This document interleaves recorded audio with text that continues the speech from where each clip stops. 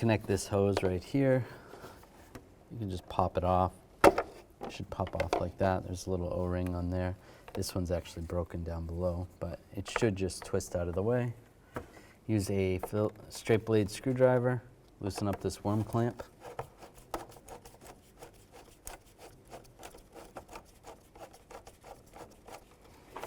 And there's also one underneath here.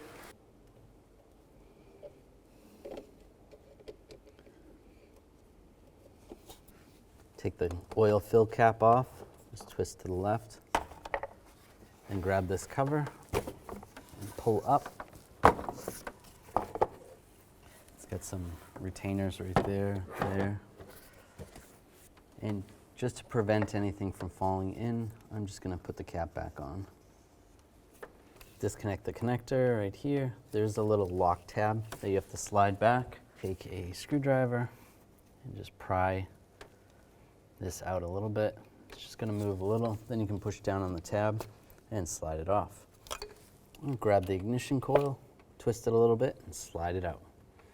Take the coil, just put a little dielectric grease on there, just a little bit. And you can slide it back in position. Just twist it a little bit, slide it down, put the bolt back in. And we're going to torque this bolt to 89 inch-pounds. Make sure on inch-pounds, not foot-pounds. Plug the connector back in,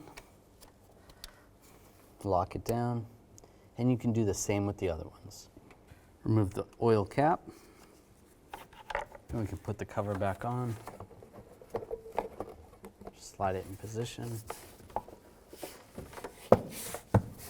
Push it down, and put the oil cap back on. Put this air duct in, or the intake duct, line it up. And there's some grommets in the back.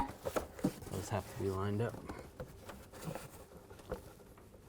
Oops. It's easier to line these up in the back first. Push those down. Tighten down this worm clamp over near the throttle body.